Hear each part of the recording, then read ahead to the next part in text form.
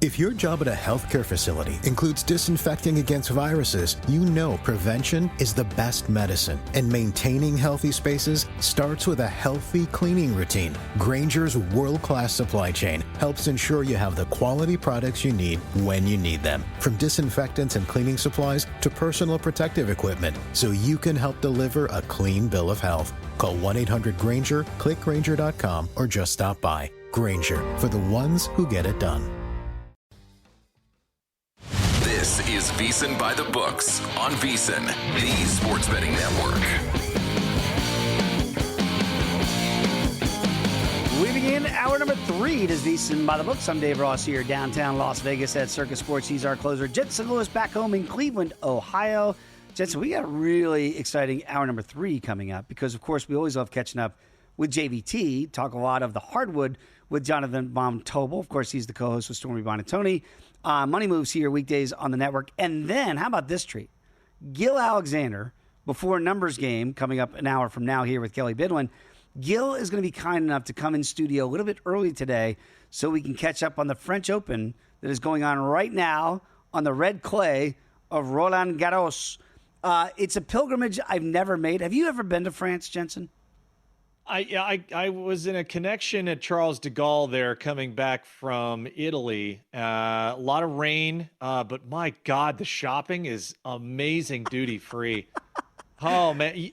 You want to talk about every brand name you could possibly want? I mean, it is in your face. Please spend your hard-earned American dollars here. We will help you whatever you need. All bags be damned. It's unbelievable. Some shopping malls here in America would love to have some of the concourse offerings that Charles de Gaulle has there in Paris. I would just say this, as a young man, I played high school tennis. I love tennis, right? And whenever you get to play on clay courts, which is a treat here in America, and I did get to play in some red clay before, it's so cool, Jensen. There's something about it. So I'd love to make the pilgrimage one day over there to Roland Garros. And check this out. I've been to the U.S. Open a couple times in New York City, which is a great event for us Americans that love our tennis. But something about that French red clay that always catches my eye. We'll see what catches Gill's eye from a betting perspective here before we get to week 2 next week over there in Paris. Let's get to it. Highlights and headlines here for hour number 3. And no surprise here that we lead off the hour with what happened last night in Minnesota. Game 4 has come and gone, and it's a 2-point win for OKC over Minnesota. 40-burger for SGA in this win. Looked all the part of the MVP. Again, I don't mean to keep harping on Anthony Edwards throughout the show today, but you know, if you're going to be one of those guys we look at as the next face of the league, you can't have 16 points in a 2-point loss at home, and now you're down 3-1 here. What's your bigger takeaway? SGA's 40 and they get it done, don't cover the number, or that Anthony Edwards, in a time to come up big, came up a little bit small? Yeah, it's the stock answer is Ant, right? But also, if you're the MVP, this is what you're expected to do at this time of year, and that's why SGA and the 40-burger ends up being probably not only the prohibitive favorite, but also the one now where if you're Anthony Edwards, that's probably the minimum it takes to keep Minnesota alive. Because let's face it, Dave, I mean, the supporting cast, Julius Randle, witness protection program in some spots here the last couple of games. And so what do you do if you're Minnesota? And I think JVT, and we're anxious to ask him again, he kind of alluded to it weeks ago where it's like, okay, supporting cast has been the inconsistent part here for Minnesota. What do you get night in and night out? Anthony Edwards going to have to put this team on his back and then some. I think you kind of saw that play out last night. And by the way, and this is different, obviously, from the way they do it in the Stanley Cup. And I don't know, do you like it better with the Conn Smythe, which is, in totality of the postseason, the award for the individual player will go to the best player in the entire playoffs? That's why Connor McDavid was able to win it last year, even though Edmonton did not win it. In the NBA, it's different. It's going to be just the finals. Does not encapsulate everything that's happened before. And oh, by the way, right now, SGA is a massive favorite to be the Western Conference Final. That is not a surprise. If you think Minnesota can get off the deck, this would be an interesting play. Anthony Edwards is 25-1 to win the most valuable player in the West. I don't see it happening here, Jensen. But if you did, and you fancy Minnesota is still alive somehow, down 3-1, Wouldn't you rather take a stab at that number, that if they win, it's got to be Ant-Man in the final 3 to somehow pull a rabbit out of their hat and win 3 in a row? Totally agree. And I believe that would be the way to play it as well. Also, to answer your question on the Conn Smythe, I would love that in other sports. Now, in baseball, and this is obviously near and dear to my heart as a reliever, Andrew Miller back in 2016 was the American League Championship Series most valuable player because he basically struck out everyone he faced. And he was, if not for him, the Indians don't go on to beat the Toronto Blue Jays 4-1. So, I love it. And it's still the best tradition in sports, Dave. The handshake line at the end of each of those playoff series. And forever, Doc Emmerich narrating those moments will be ingrained in my childhood heart, my brain, my ears. One of the best to ever do it. So I'm all in favor. I do like that. The overall postseason, because that's what it's about. Yes, you have guys with standout performances in certain rounds, but the guy who made it possible, start of the postseason to the end of the Stanley Cup final, I love that award. And by the way, just if you're looking out there and OKC up 3-1, SGA to be the finals MVP, we don't know the opponent, and they're not even there yet, technically yet. He's minus 330 to win the finals MVP. And in the series markets here, so again, we talk about making the same bet, but a better bet. How about this? OKC right now is over a $5 betting favorite to beat Indiana if it's the Pacers, and they're a $5 betting favorite to beat the Knicks.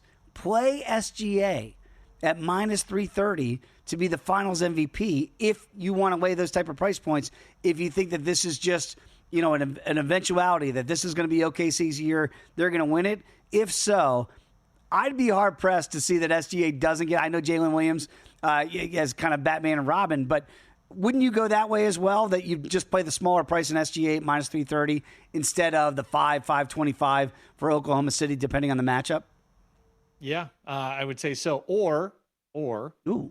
Do you play Scotty Scheffler top 5 finish at the Memorial and try and get better odds there? Because I'll tell you what, right now, the way his game, just again, thinking of creativity here, if you don't want to lay the large price, right? Hard-pressed, you and I would both agree, hard-pressed to see Scotty not in contention at Jack's place this weekend. Yeah, Scotty was terrible last week, and he finished T4.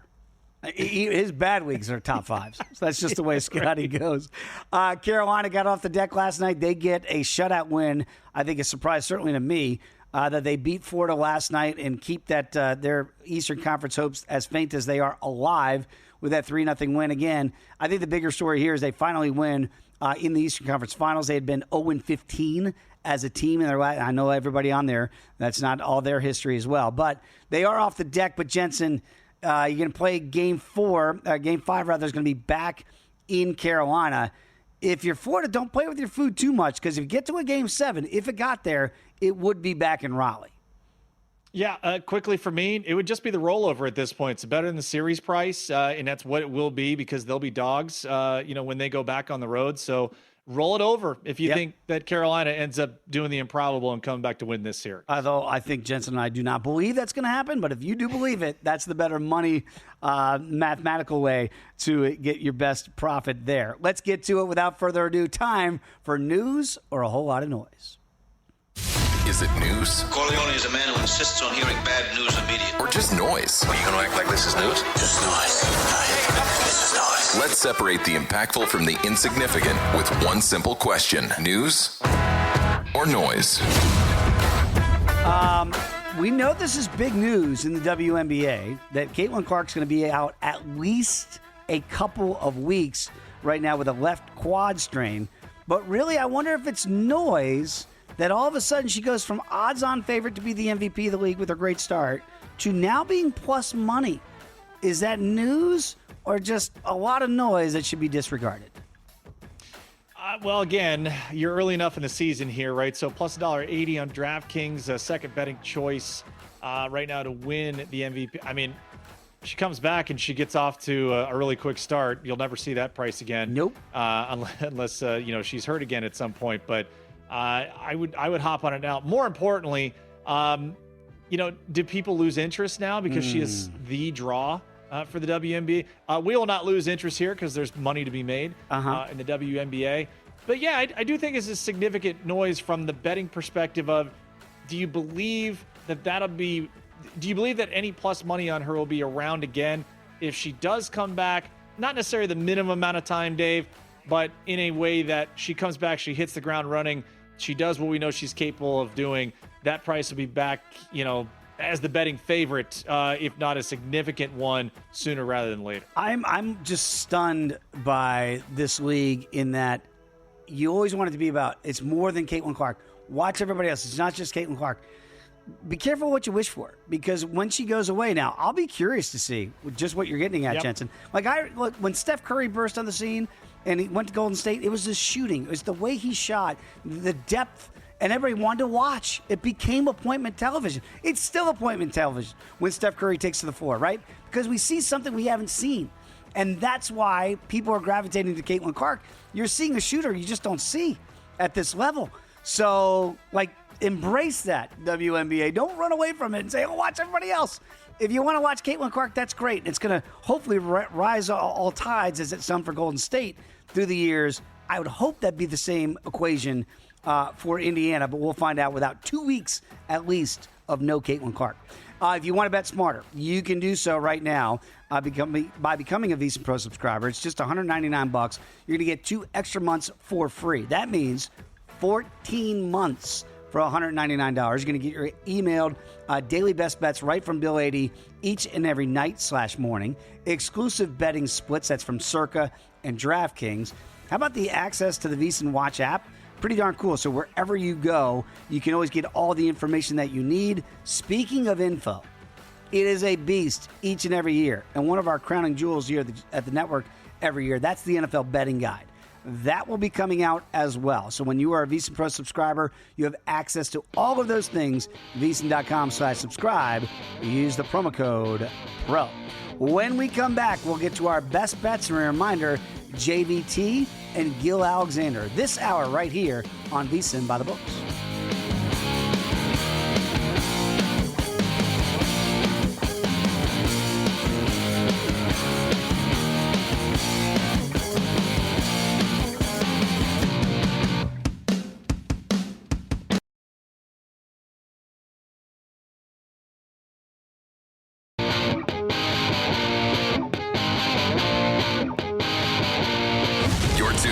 VSiN By The Books, right here on VSiN.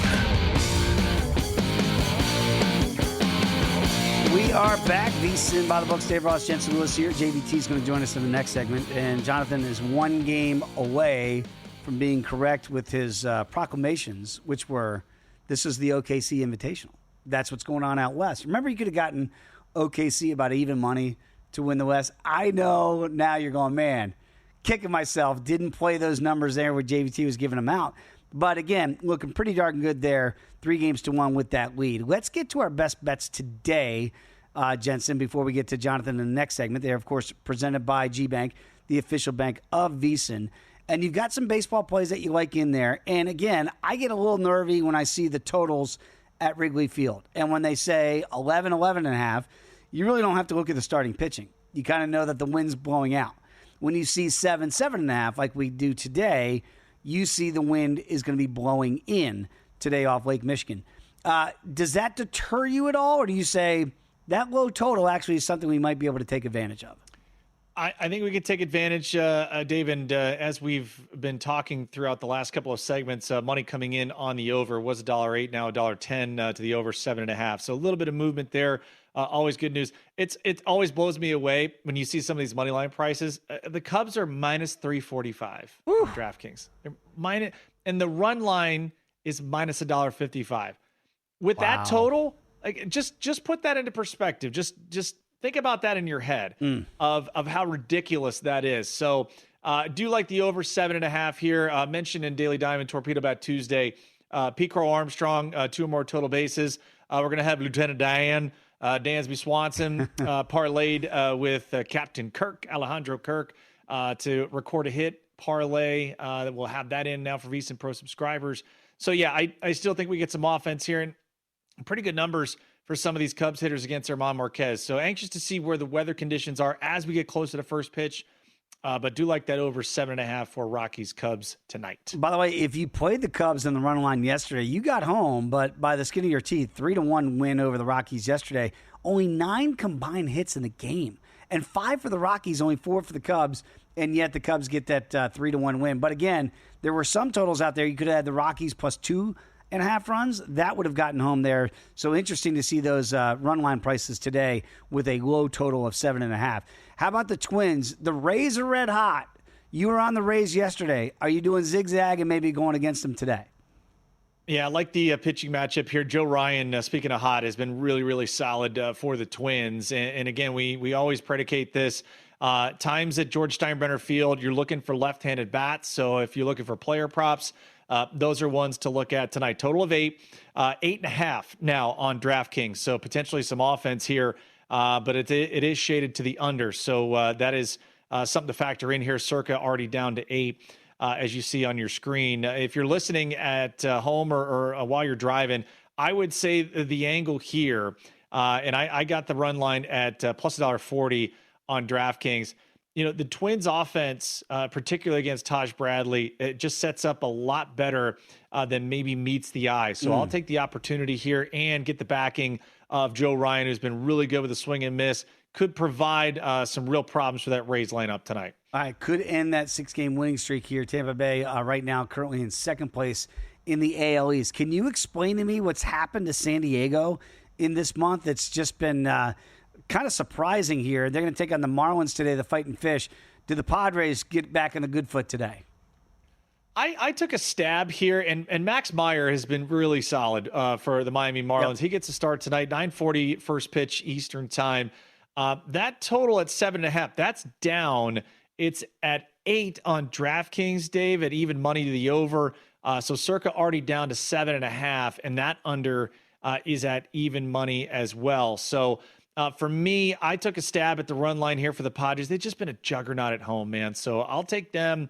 Stephen Kolek going to get the ball here. Could limit a Marlins offense that has been hit or miss in the last handful of weeks. So Padres in the run line, I got it plus $1.20. It's plus $1.24 right now at DraftKings. You see it plus $1.25 at Circa. So shop around. Best price there for you. But I do think the Padres offense finally gets a little continuity here against a good young right-hander in Max Meyer. Kind of rich man problems here. San Diego still 8 games over 500. So even though they're 3-7 in the last 10, Jensen, still overall pretty darn good here. Still nipping at the heels, 2 games back of the Dodgers, tied with the Giants right there. 2 games back of L.A.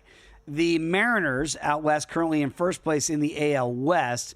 They're going to take on the boys from D.C. today. What do you make of the M's chances? So it doesn't look like on DraftKings they have a starter listed.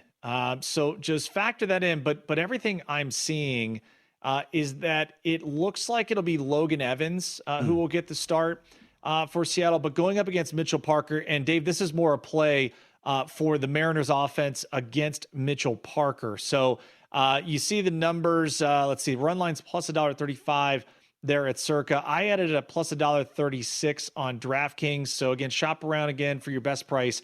Here's where you like to target some opportunities. And the Mariners still a game and a half clear of the Astros as they begin play today. It hasn't been real consistent at the top of the lineup for Seattle, but the middle has been really, really good. And that in particular is Cal Raleigh. So if you're looking for player props, this dude is affectionately known as the Big Dumpa, has been really solid. So Rodriguez, Raleigh, Randy Arozarena has really struggled as of late, so I'd avoid him. Leody Taveras could be a sneaky total bases play tonight. Last week or so, swung the bat pretty well. But again, I still think the Mariners do enough here offensively to go against the Nationals in this series opener. We've been waiting, and I wanted to bring this up as well, for Jack Caglione to get called up here by the Royals. But you're looking at his future number here for Rookie of the Year, even though he hasn't been called up as of yet. Do you think that's a playable number now? And can you explain to the people why Kansas City hasn't called up Jack Cags as of yet? Yeah, I don't know, because he's the reincarnation of Barry Bonds right now in the minor leagues. I think his numbers so far through 5 or 6 games at AAA, he's got 5 bombs, 10 ribbies, in OPS of almost 1,300. That's good for those of you scoring at home. Right now, 35-1 on DraftKings. I think you can still get him at 40-1 on FanDuel. I have to check that.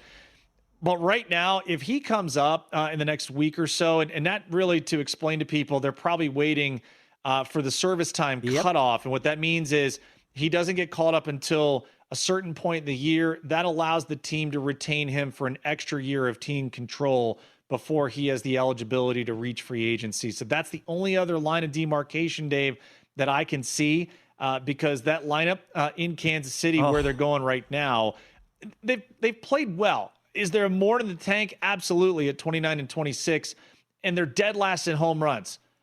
Why is he not here? That's the only reason I can think of, because, God, he would look great in the middle of that lineup with Bobby Witt Jr., Vinny Pasquantino, and Salvador Perez. Call him up, boys. I know it's always about the money here. 35-1 right now for Jack Gaggs to be Rookie of the Year, even though right now he's down in AAA.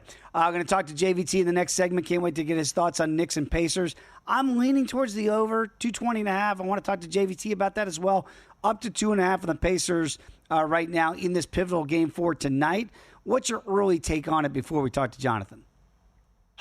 I want to, whoever you think wins this tonight, I think you parlay with Scottie Scheffler in a top 5. And I know I talked about that with, the Thunder to potentially close out. And maybe that's the way we attack this tonight, is just looking at, if you think that the Pacers are really going to try and force New York into a bottleneck here and wear down the starters, I side with Wes Reynolds.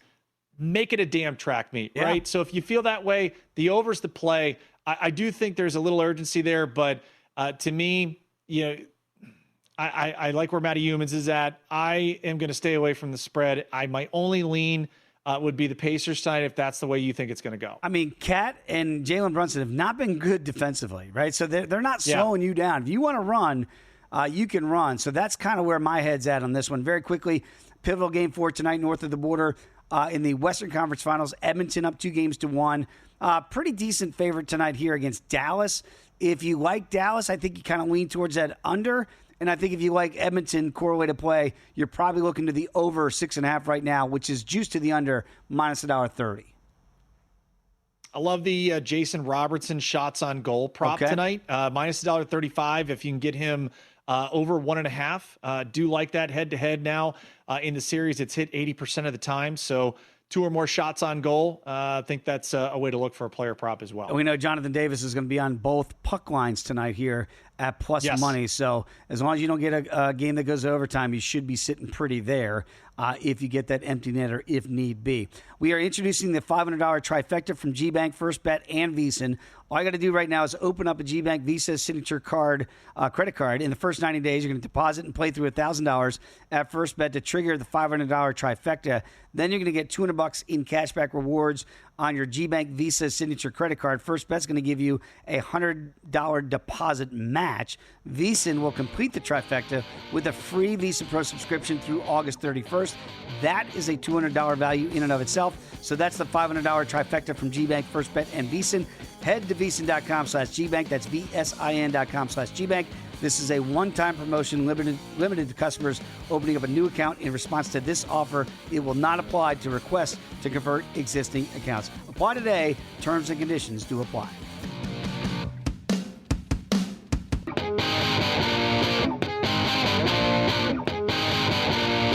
You're tuned in to VSiN By The Books, right here on VSiN.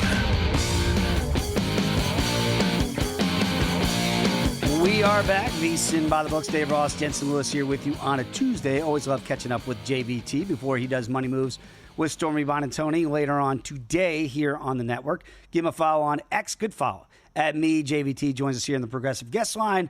Jonathan, what's your takeaway from last night's Game 4? Because to me, I'm watching that thing and I'm like, Anthony Edwards, go get the basketball. Just take it and take over this basketball game. A 2-point loss. So OKC doesn't cover the number. But, boy, if you had a 2-point loss, 128-126, I got to think Ant went off for 30-plus, only 16, and SGA goes off for 40. What's your takeaway in Game 4 last night? Well, first off, I didn't realize that Shai Gilgeous-Alexander and Gill Alexander Walker were cousins. That was a very undercovered aspect of this series. I found that out last night for the first time. So I was amazed by that. But I do think, Dave, I somewhat dislike when we have performances like that from a guy like Anthony Edwards, right? And it's just like I think it was during halftime, I even texted Kelly and Zach in the Harvard Handicappers group chat, rest in peace, which is like, what was that halftime show? At one point, they just come back for 20 seconds and Stephen A. Smith yells, Anthony Edwards, just shoot the ball. And it's like, well, it's a little bit more complicated than that, right? Every time he drove to the basket, he was getting three guys in his face. I mean, very clearly, the game plan from Mark Dagnall and the Oklahoma City Thunder was everybody else but these two guys, Julius Randle and Anthony Edwards, will beat us. And they were great against them. I mean, you mentioned it right for Edwards, took 3 shots to the restricted area. He was 1 for 3 on those. 7 of his 12 shot attempts came from 20 plus feet out. So like he was not getting the usual drive to the basket that were there. And so it was a carbon copy of what we saw in the first game and similar to game 2, which was this is a Thunder team that has been brilliant in cutting off the water when you're talking about pressuring the rim. Everybody else ate. But the 2 most important pieces did not. And that ended up being, I think, a pretty good game plan. Ant turned it over 5 times. That's nearly 30% of the offensive possessions they used through him. To me, that was the Oklahoma City Thunder really emphasizing, strip this dude down. And they did it to Julius Randle as well. I tend to think of this more as OKC, yet again, showing their defensive dominance as they have consistently done throughout this entire postseason, more than Anthony Edwards. Like, I'd ask you, do you really think the margin gets a little bit tighter or they win this game if he just starts chucking shots from deep? Because I just don't think that's really the case. Yeah, I'm with you. And I kind of look at it like, man, I want my best player. If I go down with the ship, I want to make sure that captain is the one taking the shots. But your point is well taken in that the defense is very, very good. I was just surprised, like SGA's bring the ball up the court, right? I just wanted, instead of inbounding the ball like Anthony Edwards was doing, maybe the physicality of that defense, that pressure wears him out, so they had him off the ball a little bit. I mean, maybe I'm a little bit too into it from watching it last night, but I felt like he was just observing a lot when I want that guy to be the focal point and everything goes through him, good or bad. Is that a fair assessment? Yeah, look, I think there's, just like with anything, right? This might shock some people, but there's nuance to every situation. Yeah, right. It's not just hey, just start chucking, dude, because we're going to win this game. And it's not all on the Thunder's defense. In between, is there some possessions where Anthony Edwards, I thought, was a little passive? Yeah. Absolutely, sure. Yep. Were there some times where you could clearly tell he was getting frustrated with, I think I texted our guys again, too, and I said something like, the Ant used too much lotion on his hands at halftime. Like, there was a point where he had like 3 possessions where the ball was just slipping out of his hands every time he was trying to go to the rim. Like, that is an active Thunder defense, but that's also Ant, I think, not taking care of the ball the way that he should. So, like, I think there is a mix of everything, but I don't think it's just as simple as putting all of the onus on Anthony Edwards and telling him to get more aggressive. I was watching the post-game press conference. Dagnall had a great clip where I think he said something along the lines of, paraphrasing, we put our chest on those guys early. Like, they were physical with them. They immediately got into those guys' grill. Lou Dort was brilliant at the start of that game defensively. And it's so funny, and it's somewhat ironic that I think that the Thunder defense should get a ton of credit for that performance, despite the fact that the Wolves actually had an offensive rating of over 130 in that game. But it's their defense that I thought was really good on those 2 guys. Anthony Edwards, of course, being the lead candidate there, that ultimately led OKC to win in that game on the road. Yeah, and ironically, JVT, both teams actually shot it really well, not only from the field, but also from distance as well. So anxious to see if the Thunder can close it out. 8.5-point favorites coming up here for Game 5. Knicks Pacers tonight, obviously 2.5 points. The Pacers a favorite right now, minus $1.35 on the money line. I know that there is a lot to like about where the Knicks were to get on the board and say, okay, we're not going down without a fight. But you have said, and it bears repeating, probably a month or so ago, the rotation could have come back to finally bite Tom Thibodeau playing the starters as long as he did. Do you still subscribe to the feeling that the longer this series goes, the better it is for Indiana just because of the wear and tear that the Knicks starters will take? Or is this like Pacers got to win tonight because you do not want to go back to MSG level knowing the Knicks will have a head of steam? Yeah, I wonder, Dave, like I think in general, sorry, Dave, Jensen, I do wonder if Tom Thibodeau did accidentally stumble into something in this last game. And it's funny because I think this is actually going to be a very good litmus test for Tibbs today in terms of how he's going to coach this. He didn't have any choice but to go to the bench in that last game and a little bit in game 1 because Jalen Brunson, for a second game in 3 contests in this series, was in foul trouble. Jalen Brunson, for a second straight game, was kind of playing boneheaded basketball for the most part. And by extension, Tibbs then had to ask guys that he probably wouldn't in a vacuum to go, please play basketball for me. And so we come out of that going, man, these adjustments, Mitchell Robinson, and getting a little bit deeper. So to your point, like not wearing down as much and not giving these guys as much run here. I think Tibbs probably hated it, like in his core. He was like, man, I can't play just 6 guys and ask him to play 45 minutes. And I think that maybe we see him again kind of use that accidental adjustment to then go, all right, let's see if we can continue to use our bench, because that really helped them. And I thought it was interesting. Carlisle said after game 3, he said, look, they played their better defensive players in that second half when the Pacers had absolutely nothing on offense, had an offensive rating floating around 80, were absolutely abysmal in the half court throughout the game too. And that was because Tibbs had to stagger Jalen Brunson and Karl Anthony Towns. When those two are on the floor together in this series, they have a defensive rating of over 130, and they've been outscored by 24.5 points over the course of 100 possessions. They've been awful when those two are out there. When Brunson's on the floor, just in general in this series, they've been outscored by 10 points in a series in which they're down 2-1 and have only been outscored by 2 points. So the whole point here is that they dove into their bench depth. They got some more defensive-oriented guys, and it really helped them out. And it also helps them out in the sense of what you're talking about is if this series goes longer, you're not wearing guys down as much. So I go back to the original point here, which is this is a good test for Tibbs. Will he finally realize that you maybe would stagger Karl Anthony Towns and Jalen Brunson a little bit more? I should use some of these guys coming off the bench to help me defensively. I should be able to defend a little bit better here in the sense because, guys, this series, we can get into the total too, has been played at the Knicks' pace. Right. Since game 1. Even in overtime, that game only had 106 possessions. This has been a pace that has been very beneficial to the New York Knicks, and that should help them both defensively. That should also help them if they're going to start to stagger the minutes between Karl Anthony Towns, Jalen Brunson, and help them really lock down what has been a historic offense heading into and through game 1 of this series. Well, JVT, you mentioned that total. It is ticking up now. It's up to 221 here. And again, I listened to Tyrese Halliburton say, hey, it was on us. I caught myself, Tyrese, slowing the pace down, bringing up the ball slowly. And it sounds like they're not going to do that tonight, that it is going to be true pacer basketball, and they're going to really push that pace. Does that get you to an over, or does that get you to quicker shots, which could lead to the Knicks maybe walking it up a little bit themselves to keep that pace in their advantage? No, I don't think so. I think I brought this up to you guys before the series started, and I wrote about this in the preview, which was, I think the one thing that was going to benefit New York. The Pacers can say they want to run. The Pacers are a quick team. But, Dave, I don't know if you guys know this. The NBA Finals is on the line, right? Like a berth in the NBA Finals is what you get if you win this series. And when there are high-stakes basketball series, you are going to revert to playing a little bit slower. I thought that eventually over the course of the series, we would get to that point where this is going to start to be a grind because every possession in a best-of-7 with the NBA Finals on the line is really going to matter. And you tend to see that as these series extend out and as we get deeper into the postseason, you tend to see these series slow down. And I didn't think that was going to help Indiana. So I think they're going to try. I think they're going to want to run. I think they're always going to go into every single game like that. But I think human nature starts to become these possessions are vital. We could take a 3-1 series lead, right? We could go to the NBA Finals, and that tends to become a little bit more articulate. You're going to go up there. You're going to work your offense, and I think they're going to try to run in certain possessions. We should also give the Knicks transition defense a ton of credit.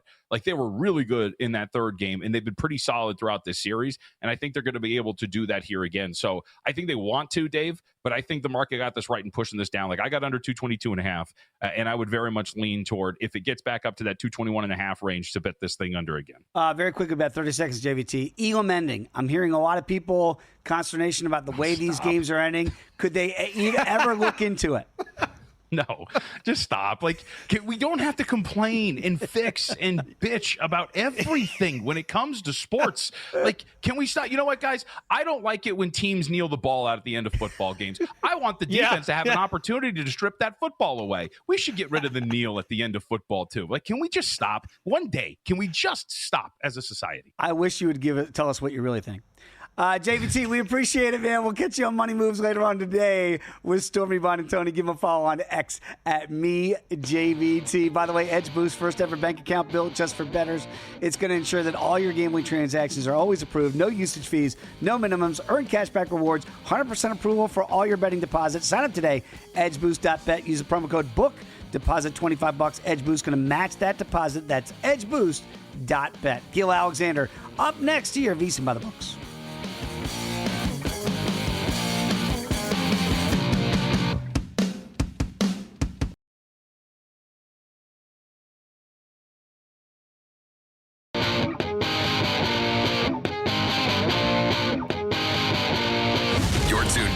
VSiN By The Books, right here on VSiN. We are back. VSiN By The Books. Dave Ross and Jensen Lewis here. Great conversation with JVT. I just wish Jensen, he told us what he really thinks about that Elam ending. Don't think he really cared for that much. A real pleasure to have the one and only Gill Alexander in studio, coming in early before we've got a numbers game coming up here at the top of the hour. Gill, thank you for joining us here. Give him a follow on X at Beating the Book. It still joins us on the Progressive Guest Line. I've been meaning to ask you this for the longest time now. How did Stefan Edberg lose to Michael Chang in the '89 final at Roland Garros? How did that happen? Have you seen I saw some Michael Chang documentary recently. Is he still playing? No, is he still playing? I mean, like in the senior tour. He's like 100 years old. And there's 1,000. Max out there still hitting it. He is. Well, John McEnroe would love that question because he'd be like, I have no idea, and I have no idea how he won a major. But Michael Chang was a great little player. I bring that up in jest, but I wonder if we're going to see any sort of shocker this year at Roland Garros, because it feels like it's Alcaraz, it's Sinner in the betting market, and yeah, some guy named Novak Djokovic still 12-1. But past that, are we going to get a shocker, or is it going to be the usual suspects? I wouldn't even include Novak in that. By the way, Wow. Novak is complaining very much this morning about the weather. Elam ending? No, not about the Elam ending. Okay. Named after former Broncos kicker Jason Elam, of course. No, it's not true. It's after a professor. But to answer your question, no, it's Alcaraz or Sinner. There will not be an upset at the end. Like, there'll be upsets between now and then, but those guys, more than likely not. Though I will say Sinner got a really difficult quarter as far as, draws go, and it's only his second tournament back. So is there a world in which he would get upset because, I don't know, maybe he's not back to full form, even though we saw him play great in the previous tournament? Yep. I guess, but no. Generally speaking, these are the two guys. Gill, is it even worth the shot for a hedge purpose on Lorenzo Musetti? That was the only guy I looked at of the quote-unquote shorter shots in the double digits. Just steer clear of it, or worth some pizza money on him? You're looking at the right guy. I will say that, because I did bet Musetti to win his quarter. By the way, I also bet Cerundolo to win the last remaining quarter between those four guys. And Cerundolo not only lost in the first round, but he lost in straight sets. But he was a plus 550 shot. But Musetti is the short shot in his quarter number 3. I think you're looking at the right guy, Jensen.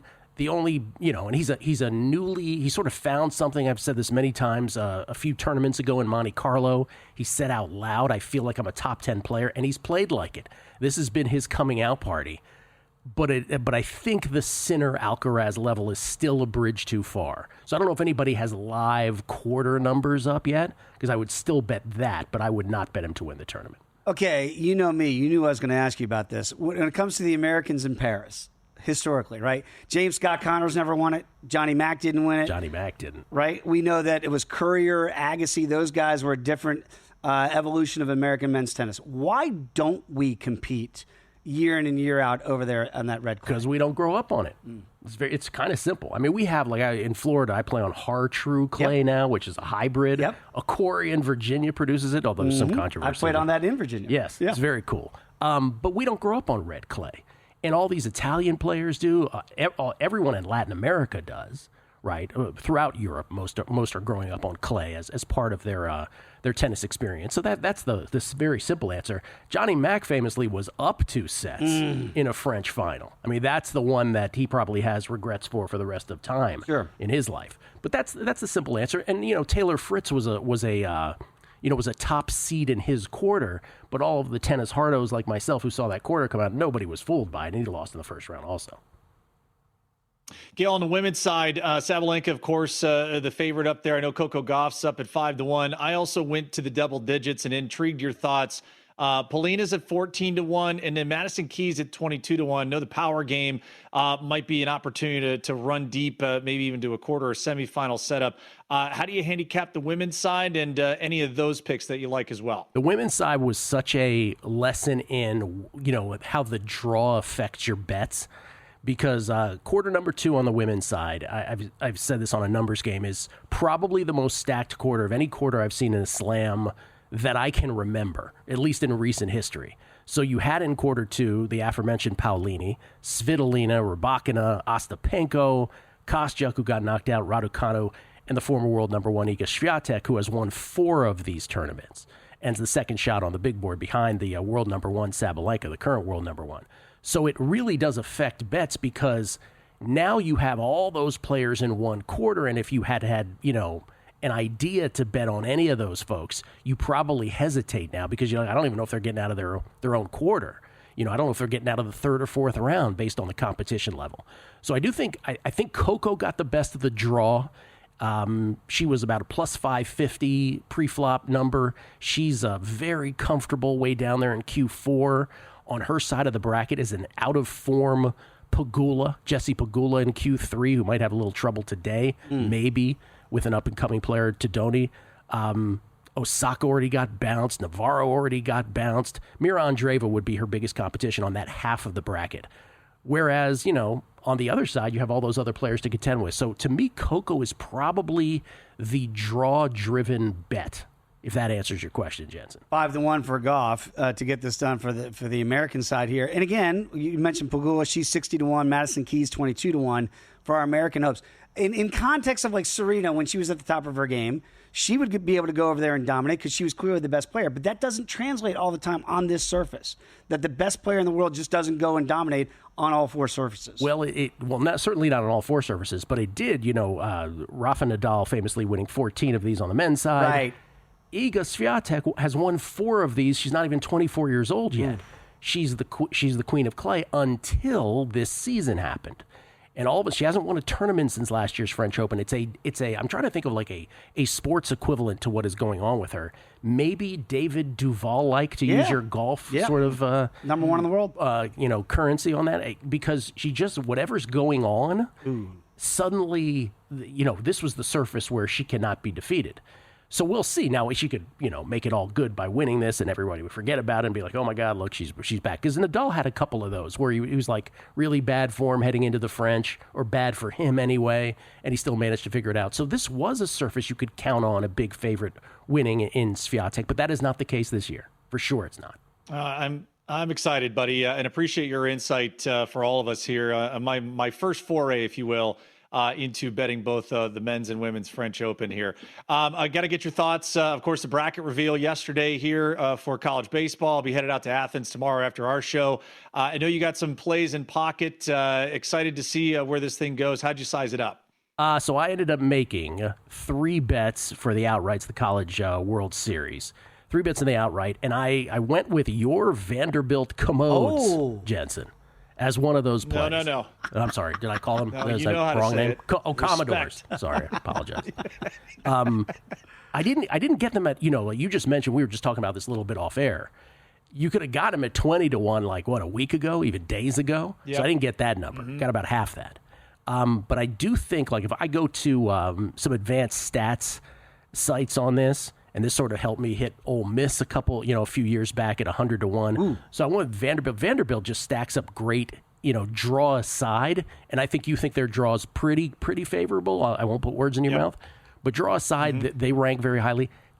Texas, which always seems to disappoint me when I do these, I still made a bet on Texas, who ranks very highly, and the long shot this year was Northeastern. Northeastern, which is, for those of us who went to school in Boston, where there's 40-plus schools. Northeastern, there was always a great party at Northeastern. Reggie Lewis famously went to Northeastern to play basketball there, the late Reggie Lewis. But they've got a great little baseball team, and here at Circa it was 125-1, Jensen. So I took a flyer. Yeah, so I took a flyer on that. Wow. That's an incredible matchup, too, out of the Tallahassee Regional. If they can take down Florida State, Northeastern, the 2 seed there.